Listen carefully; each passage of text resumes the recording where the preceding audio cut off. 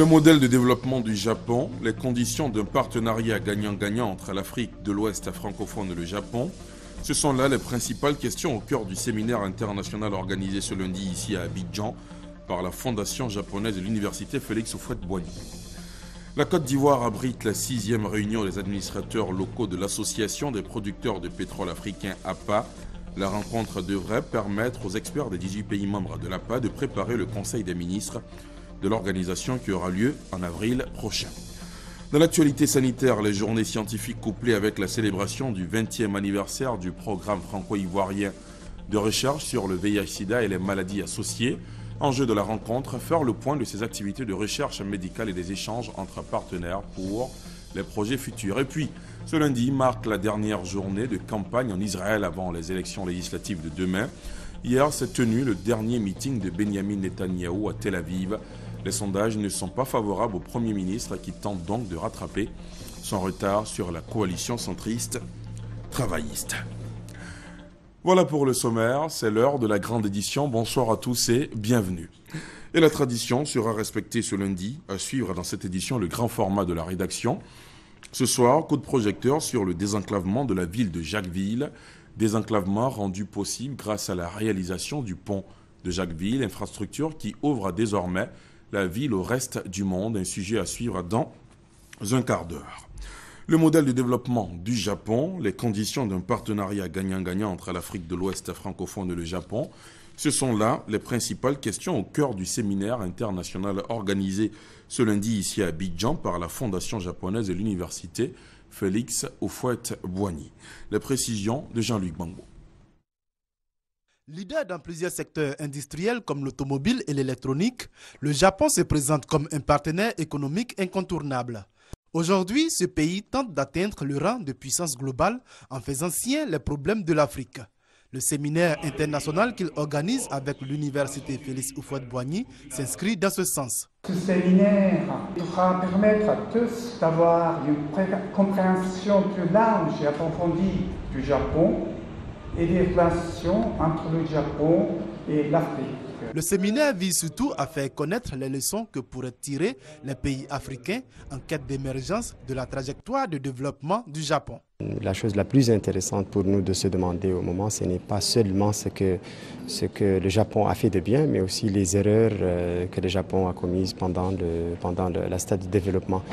Parallèlement à cette innovation technologique et sociale, on a pu bien garder cette mentalité foncièrement japonaise, toujours en saisissant son identité culturelle. La création d'un centre de haute études japonaise à l'université Félix Houphouët-Boigny est actuellement à l'étude. Preuve de la volonté des autorités ivoiriennes de renforcer cette coopération avec le Japon. La Côte d'Ivoire s'apprête à accueillir dès après-demain pour 72 heures une conférence internationale regroupant une quarantaine de pays participants. Le thème général portant sur l'émergence. À 24 heures de l'événement, les organisateurs multiplient les rencontres en vue de réussir la conférence. Adama Kone. Des responsables du programme des Nations Unies pour le développement PNUD au ministère d'État, ministère du Plan et du Développement. Ce lundi, nous sommes à 48 heures de la conférence internationale sur l'émergence en Afrique. Ça fait déjà 15 ans, la croissance économique est très forte, mais nous pensons que ce n'est pas suffisant. Il faut aller vers des croissances à 2 chiffres. Et l'objet de cette conférence, c'est voir comment transformer les économies pour avoir cette croissance à 2 chiffres. C'est une plateforme de dialogue et d'échange entre les pays qui aspirent à l'émergence, les pays qui ont déjà des plans d'émergence et les pays, disons, émergents. La Côte d'Ivoire a ainsi décidé de créer un cadre d'inspiration commune afin de fédérer les expériences et les énergies pour une marche harmonieuse des pays africains vers l'émergence. L'enjeu est de taille. Nous disons que la croissance économique n'est pas suffisante pour avoir un impact sur le social et sur le développement humain. Il faudra que les fruits de la croissance soient partagés par tous et partout. Et c'est un peu l'objet de la conférence. Faire en sorte que l'émergence puisse servir aux plus pauvres, bénéficier aux plus pauvres. Et je pense tout à l'heure, le directeur parlait donc de la création d'emplois qui est fondamentale dans nos économies. Je pense que c'est un enjeu majeur pour la Côte d'Ivoire. Et si toutes les stratégies qui sont mises en œuvre dans ce pays participent à créer des emplois pour les jeunes, on aura atteint un objectif. Pendant 3 jours, Abidjan sera la capitale de l'émergence où sont attendus 300 experts venant d'une quarantaine de pays. La Côte d'Ivoire abrite la 6e réunion des administrateurs locaux de l'Association des producteurs de pétrole africain APA. La rencontre devrait permettre aux experts des 18 pays membres de l'APA de préparer le Conseil des ministres de l'organisation qui aura lieu en avril prochain. L'éclairage de Francis Boifond. Les 18 pays africains membres de l'Association des producteurs de pétrole africains APA réfléchissent à Abidjan à la possibilité d'augmenter leur production. Elle est estimée à 10 millions de barils de pétrole brut jour, soit 12% de la production mondiale et 7% des réserves prouvées mondiales en gaz. La Côte d'Ivoire attend beaucoup de cette rencontre régionale. Cela est important pour la Côte d'Ivoire qui cherche à faciliter l'exploration-production pétrolière chez elle et dans la sous-région. La Côte d'Ivoire fournit environ 20 000 barils de pétrole brut jour et 250 millions de pieds cubes de gaz jour destinés à la production d'énergie. Le pays a l'ambition d'être le pôle du réseau ouest-africain en électricité.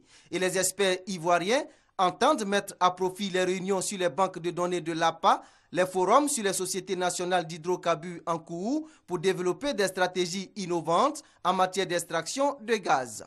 La 49e réunion ordinaire du comité des experts de l'APA, créée en 1987, sera sanctionnée par des recommandations du Conseil des ministres de cette organisation. Elle se tiendra les 2 et 3 avril prochains.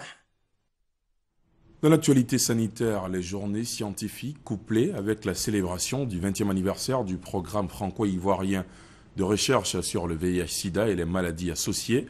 Enjeu de la rencontre, faire le point de ces activités de recherche médicale et des échanges entre partenaires pour les projets futurs. Félix Samani, Moussa Konaté.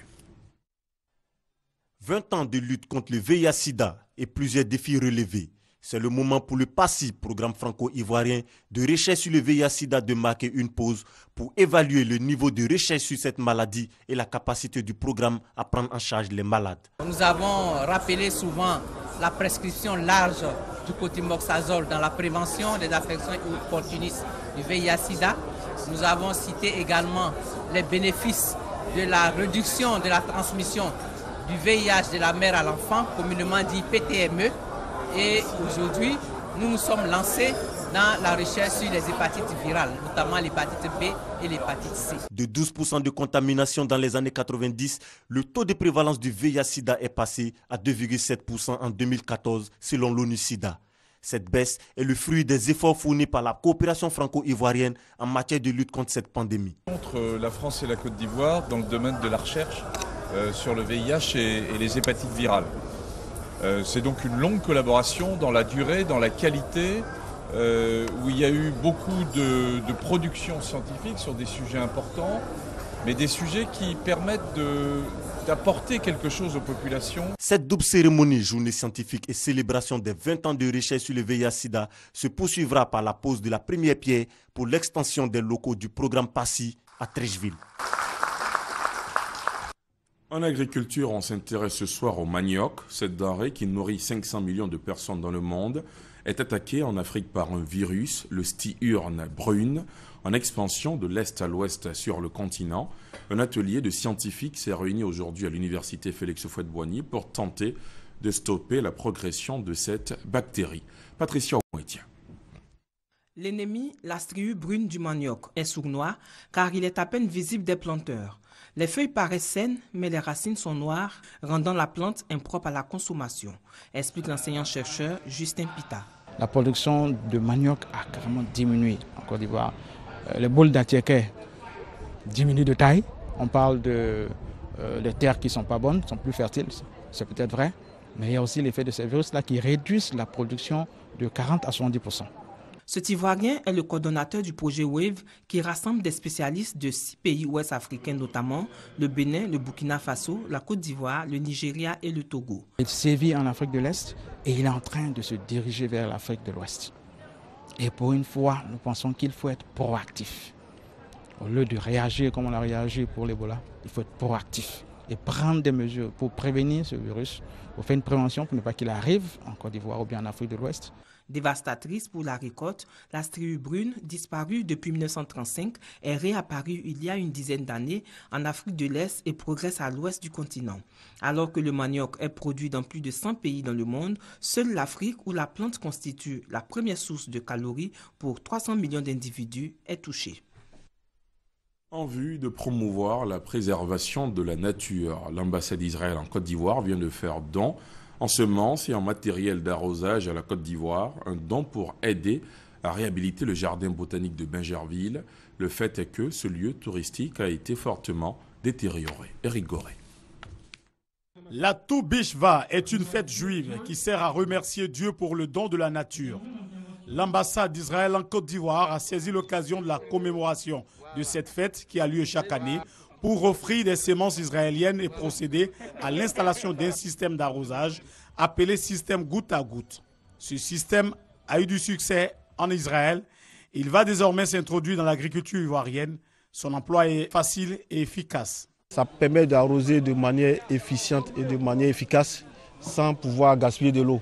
On peut même incorporer des engrais solubles au système sans les gaspiller. C'est vraiment un système très économique qui permet de faire toutes sortes de cultures. Selon l'ambassadeur d'Israël, ce don est une contribution à la réhabilitation du jardin botanique de Bingerville. Ça va offrir à les gens de la Côte d'Ivoire, les visiteurs du jardin botanique, de voir des espèces et des plantes qui sont venues de l'extérieur. Pour sa part, le ministre des Eaux et Forêts, Babo Daré, a remercié le donateur avant d'inviter les Ivoiriens à respecter la forêt.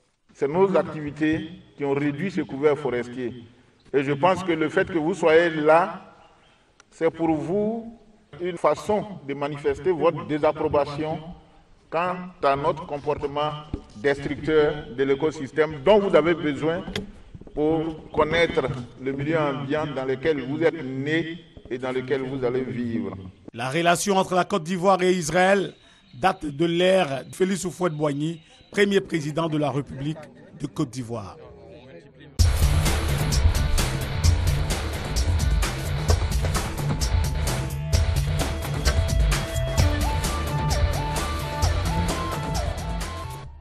C'est donc l'heure du grand format. Il nous mène ce soir à l'ouest d'Abidjan, à la rencontre des populations de Jacquesville. Des populations heureuses de pouvoir lier désormais la capitale économique et le reste du pays dans de bien meilleures conditions. Le pont tant attendu est maintenant achevé et sera bientôt livré aux populations des 3A, Akouri, Aïzi, Aladjan, restées longtemps coupées du développement du fait de l'enclavement du département. Pour elles, cet ouvrage qui a coûté plus de 20 milliards de francs CFA vient booster le développement de la région à travers un regain de dynamisme que devraient connaître les activités économiques. Un sujet grand format signé Sidonie Davila. Situé entre la mer et la lagune, le département de Jacquesville, distant de 60 km d'Abidjan, la capitale économique. Jacquesville est longtemps resté coupé du développement du fait de son enclavement. Une cause parmi bien d'autres, la percée du canal de Vridi dans les années 50. C'est après le creusement, n'est-ce pas, la construction du canal de Vridi, que Jacquesville est devenue une île, puisqu'on ne pouvait y accéder que par l'eau. Depuis ce moment, c'est au moyen du bac que les populations de Jacquesville rallient les deux rives. On avait au moins 5 bacs. Il y avait plus de fluidité pour contenir tout ce monde-là. Mais avec la démographie, maintenant qu'on se trouve avec un seul bac, on n'arrive plus à contenir tout ce monde-là. Bon, ça fait que ça crée beaucoup de désagréments. En jour, on peut traverser au moins 10 000 personnes le week-end. La fréquence est d'une traversée par heure. Bon, quand on travaille 15 heures ou 18 heures de travail, c'est au moins 18 heures traversées, sinon plus. Avec le bac, nous souffrons tellement que... Il y a des fois même à l'accouchement, une femme en travail, arrive au bac, elle perd l'enfant, y compris elle-même. Pour faciliter la tâche au peuple des grands ponts et mettre fin à leur calvaire, les autorités décident de la construction d'un pont. L'État a décidé de rétablir en fait, la liaison avec Jacquesville de façon permanente. D'où l'histoire de la construction de ce pont. L'AGEROUTE a assuré donc, la gestion du projet en tant que maître d'ouvrage délégué. Le maître d'ouvrage, c'est le ministère des Infrastructures économiques qui a donc eu l'initiative de construire ce pont. Le premier coup de pioche a été donné en 2009. Les travaux qui ont connu quelques perturbations auront duré 5 ans. Long de 608 mètres, l'infrastructure offre 2 fois une voie circulable avec 2 trottoirs. C'est un pont classique avec tout de même des spécificités. C'est un pont en poutre en béton précontraint composé de 17 appuis reposant sur des pieux forés de profondeur variable entre 35 et 70 mètres. Et on a 16 travées. Ces travées sont constituées de poutres en béton précontraint. Entre 2 travées, chaque travée mesure 38 mètres 10. Donc sur chaque travée, on a des poutres en béton précontraint. Donc 3 poutres en béton précontraint sur laquelle après on relie les différentes poutres avec des entretoits de liaison sur laquelle maintenant on vient réaliser un ourdi qui permet de servir d'établier sur lequel les véhicules vont passer. Le pont de Jacquesville est à péage comme le pont HKB. L'exécution de l'ouvrage et des voies d'accès a coûté 20 milliards 500 millions de francs CFA. 10 milliards financés par l'État de Côte d'Ivoire et le reste par différents partenaires, la Banque ouest-africaine de développement, la Banque arabe pour le développement économique en Afrique et le fonds de l'OPEP au FID. L'entreprise égyptienne en charge de la réalisation du projet a employé sur ce site 300 personnes. Expatriés nationaux ont travaillé nuit et jour pour sortir le pont de l'eau. Pour la plupart d'entre eux, l'expérience a été belle. Nous, on a fait la pose des atalus. C'est des trucs qui n'existent pas trop en Côte d'Ivoire. Donc, ça me fait une connaissance de plus, quoi. On a travaillé dans de bonnes conditions, il n'y a pas eu d'accident. Le pont qui met fin à l'enclavement de Jacquesville ouvre une nouvelle ère pour la commune. Nous voulons travailler sur les industries de la connaissance. Et pour ce faire, nous sommes en train de transférer, en accord avec l'Université canadienne d'Abidjan, l'Université canadienne à Jacquesville. En matière d'industrie, notre vision pour Jacquesville, c'est une industrie légère. La replantation de nouvelles variétés de coco comme au Brésil pour implanter la première usine d'eau de coco de Côte d'Ivoire, lancer un nouveau process d'usine de transformation d'Attiéké. Dans le domaine de la santé, nous nous réjouissons parce que ce problème d'évacuation par le bac créait des catastrophes et c'est enfin pour nous, grâce à Dieu, grâce au gouvernement, la fin de ces traversées périlleuses. Jacquesville va enfin, grâce à ce pont, bénéficier d'un transfert de richesse. Ce pont nous met à quelques minutes du développement. Ce pont nous met à quelques minutes du poumon économique de la Côte d'Ivoire. Et nous ne pouvons que remercier le gouvernement. Avec ses 75 km de plage maritime et ses 159 km de bord lagunaire, la localité présente des atouts pour le développement de l'industrie touristique. Les autorités veulent donc faire du tourisme un axe stratégique important pour le développement de Jacquesville. Le pont, c'est tout pour Jacquesville. On pense qu'avec le pont, Jacquesville va amorcer son développement. Et donc, nous, autorités politiques et administratives et Jacquesville, on pourrait mieux mener le développement. Et ce n'est pas les atouts naturels pour développer Jacquesville qui manquent. Nous sommes conscients que c'est autour de l'industrie touristique que nous allons régler le problème du chômage. Et c'est autour de cette industrie que nous allons lancer véritablement le développement de Jacquesville. Le pont de Jacquesville, dont la livraison est prévue ce samedi 21 mars, offre de nouvelles perspectives aux populations des 3 ans. Les jeunes y voient la fin de plusieurs années d'activité et d'errance avec les entreprises qui vont s'installer dans la région. Quant aux femmes, elles pourront écouler plus facilement leurs marchandises sur les marchés environnants. Car avec le pont, Jacquesville s'ouvre enfin au reste du monde. Voilà, c'était le grand format proposé par le service politique de la rédaction. Dans un autre registre, les audiences foraines débutées en février dernier. Elles prendront fin dans quelques semaines. Avant l'échéance, le coordonnateur national et l'opérateur technique en charge de l'opération se sont rendus au guichet unique abritant ces audiences dans la commune de Yopougon. Une fois sur place, le constat a fait état que, du fait de l'affluence, le site, le seul guichet de la commune, est devenu exigu. Hamza Diaby. Du 26 février au 11 mars, ceux qui sont enregistrés, donc vous devez voir. Ce sont eux qu'on prend ce panier. Les malchanceux devront prendre leur mal en patience, rebrousser chemin et tenter leur chance demain. Le seul bureau ouvert à Yopougon pour les audiences foraines ne peut recevoir que 50 personnes par jour. Insuffisant pour une des plus grandes communes du district d'Abidjan. Résultat, grogne, pagaille, colère, agents débordés, des agents qui pourtant n'ont plus que moins de 2 mois pour délivrer à des milliers de souscripteurs jugements supplétifs et certificats de nationalité. Yopougon a un guichet, comme les petites communes qui ont un guichet, c'est pas normal. Yopougon doit avoir au moins 5 guichets. Un guichet pour Yopougon, c'est comme si on n'a rien fait. Vraiment, on ne pourra pas enregistrer tous les sans-papiers de Yopougon en 2 mois, on ne pourra pas. Le coordonnateur national des audiences foraines et l'opérateur technique sont sur le terrain pour constater ces difficultés.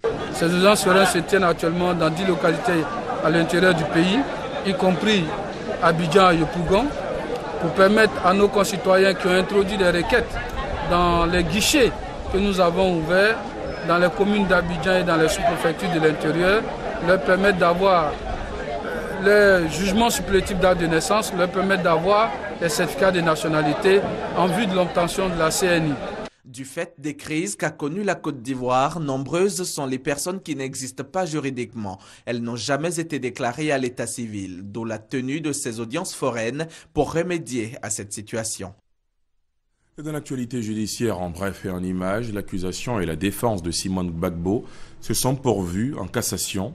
L'ex-première dame ivoirienne avait été condamnée, souvenez-vous, mardi dernier à 20 ans de prison pour attentat à la sûreté de l'État durant la crise de 2010-2011. Autre information judiciaire, du 12 au 19 mars 2011, des tirs d'obus ont été exécutés dans le marché Siakakone et le village SOS d'Abobo. Les accusés de ces faits, commandant Nyawa Dablé et MDL Kamanambri, sont jugés en ce moment, et ce depuis 8 heures ce matin. Le verdict sera connu dans 1 heure après les délibérations au tribunal. La direction régionale de la promotion de la jeunesse, des sports et loisirs a initié une campagne de sensibilisation. Elle porte sur le civisme afin d'amener les populations à changer de comportement et de mentalité. La campagne va s'étendre aux 13 communes du district d'Abidjan avec pour thème le civisme au service de l'émergence. Moussa Konaté. Occupation anarchique d'espaces publics, non-respect des feux tricolores, manque d'hygiène, des actes d'incivisme vécus au quotidien qu'il faut corriger.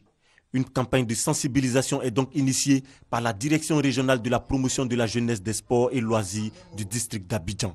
Objectif, amener les populations à faire preuve de civisme et changer de comportement. La chose publique appartient à tout le monde. Tout ce qui est public doit ouvrir à bras le corps. Il n'appartient pas seulement aux responsables politiques de prendre soin de la chose publique. Chacun de nous, partout où il se trouve, doit prendre soin de la chose publique. Pour un environnement sain, les populations doivent adopter des attitudes citoyennes. Le top départ de la campagne est donné dans la commune d'Adjamé. À Adjamé, vous convenez à moi qui a le désordre. Donc notre travail sera de rentrer dans les 19 quartiers, sensibiliser les jeunes qui sont dans les 19 quartiers. Il est dit que de mettre fin à la violence, de mettre fin au désordre, de travailler conformément aux prescriptions qui nous permettront de sortir de cette situation de désordre pour aller vers le développement. Cette campagne de sensibilisation va s'étendre aux 13 communes du district d'Abidjan. Pour toutes les actions et réformes dans le secteur du transport en Côte d'Ivoire, les transporteurs réunis en association ont rendu hommage au président de la République pour ses actions. C'était à la faveur d'une cérémonie suivie par l'une de nos équipes de reportage. Des voies bitumées et réhabilitées, les barrages supprimés, mise en place d'un haut conseil du transport, des ponts réalisés et bientôt la construction d'une gare routière internationale à Adjamé. Des actions au profit des populations saluées par l'Alliance nationale des transporteurs et conducteurs routiers RHDP. Le fruit amer, c'est ce que nous avons vécu avant 2011 et le fruit sucré, c'est ce que nous vivons aujourd'hui après l'arrivée d'Alassane Ouattara. L'ambition est tout affichée, se mobiliser pour offrir un second mandat au président Alassane Ouattara avec comme modèle d'action l'appel de Daoukrou. Pour cet engagement, les transporteurs et conducteurs bénéficient du soutien de la famille politique du RHDP et du ministère des Transports. C'est pour marquer notre solidarité avec ces transporteurs. Nous avons décidé aujourd'hui de lancer un appel très fort, sinon de donner leur accord, n'est-ce pas, à l'appel des nouveaux. Nous partons donc satisfaits, renforcés, dans le sens que pour nous, le RDR a un acquis important, c'est le monde des transports, pour aller à une élection brillante du président Alassane Ouattara. Nous avons pris l'engagement que le monde du transport sera toujours derrière lui pour qu'il puisse accomplir un second mandat. L'Alliance nationale des transporteurs et conducteurs routiers RHDP a été créée en 2012. La structure prévoit des actions de mobilisation à l'intérieur du pays. À 7 mois de la présidentielle, les militants de l'Alliance RHDP et des structures de jeunesse basées en France se mobilisent. Il s'agit pour ces acteurs de sensibiliser la diaspora sur les actions de développement du chef de l'État. Pour lancer les activités, une conférence publique a été animée par le secrétaire général adjoint de l'UDPCI, Dr Famoussa Coulibaly, sur le programme national de développement à Paris. Mamadou Kouassi. Les populations ivoiriennes ne sont pas les seules à solliciter un second mandat pour le président Alassane Ouattara. La diaspora ivoirienne également souhaite la réélection du chef de l'État en 2015. Pour atteindre cet objectif au premier tour de la présidentielle, des stratégies sont élaborées. Le lancement de ces activités consacrées à cette conférence publique pour présenter les actions de développement déjà menées par le président de la République à travers le thème « La victoire de Ouattara en 2015 gage l'atteinte des objectifs du plan national de développement ». Pour le conférencier Dr Famoussa Coulibaly, secrétaire général adjoint de l'UDPCI, le plan national de développement impulsé par le président de la République permettra à la Côte d'Ivoire d'atteindre l'émergence à l'horizon 2020. Et ce, pour la réalisation de projets dans tous les secteurs de la vie, pour un montant global de 11 000 milliards de francs CFA. L'objectif global du PND, c'était de mettre les balises, les fondamentaux de l'émergence. Il fallait d'abord mettre des socles. Et c'est ce que nous avons essayé de faire. Et il y avait plusieurs résultats stratégiques que nous devions atteindre. Le premier résultat stratégique, c'était que les populations devraient vivre en harmonie dans une société sécurisée dans laquelle la bonne gouvernance est assurée. Pour la représentation France du RHDP, Rassemblement des oufouettistes pour la démocratie et la paix, et l'Alliance de la jeunesse ivoirienne des républicains démocrates, AJRD, initiateur de cette conférence, l'objectif vise à mobiliser toutes les forces vives pour la victoire du Dr Alassane Ouattara en 2015. Cette rencontre a vu la participation de tous les délégués des partis politiques membres du RHDP, Rassemblement des oufouettistes pour la démocratie et la paix, vivant en France. La lutte contre les sachets plastiques dans la rue se poursuit. À l'initiative de la Chambre de commerce libanaise de Côte d'Ivoire, une action dénommée « Zéro déchet de sachets plastiques » a été lancée dans la commune d'Adjamé.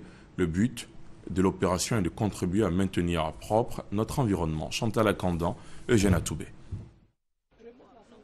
6 750 000 francs CFA, c'est la valeur du chèque que remettent les plasturgistes à l'ADDR pour l'achat des déchets plastiques collectés par les ex-combattants. Présence de représentants des ministères de l'Environnement et de l'Industrie.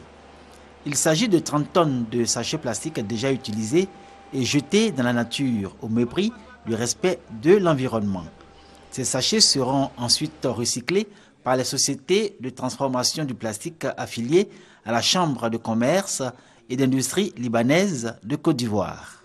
L'acte d'achat de ces industriels libanais vient en écho à l'appel du Premier ministre Daniel Kablan-Duncan invitant les industriels du plastique à s'impliquer dans le recyclage des sachets plastiques.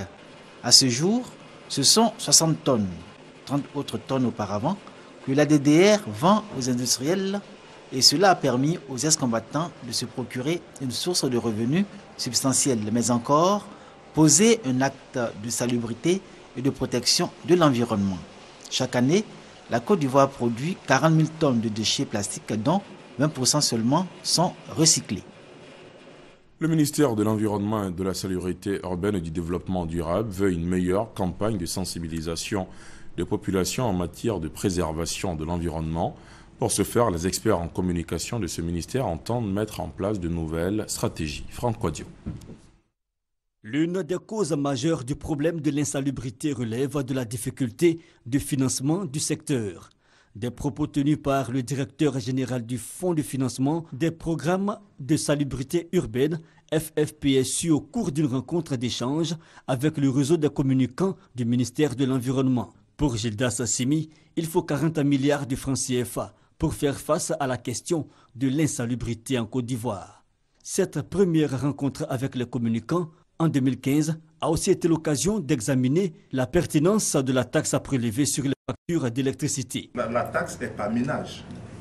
Par contre, c'est adossé sur les consommations d'électricité dans les ménages. Depuis 2012, l'État a rétrocédé la taxe dite communale à cette entité qui devait désormais gérer toutes les questions de financement des opérations de salubrité. Donc la taxe communale a été rétrocédée, n'est-ce pas, au FRPE. C'est ainsi qu'elle a été reformulée.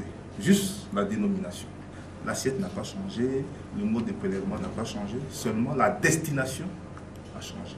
L'incivisme des populations face aux exigences du développement durable, une réalité dénoncée au cours des échanges qui, notons-le, sont initiés par les communicants du ministère de l'Environnement, de la Salubrité urbaine et du Développement durable. L'idée est d'évaluer et de réorienter les actions pour une meilleure protection de l'environnement.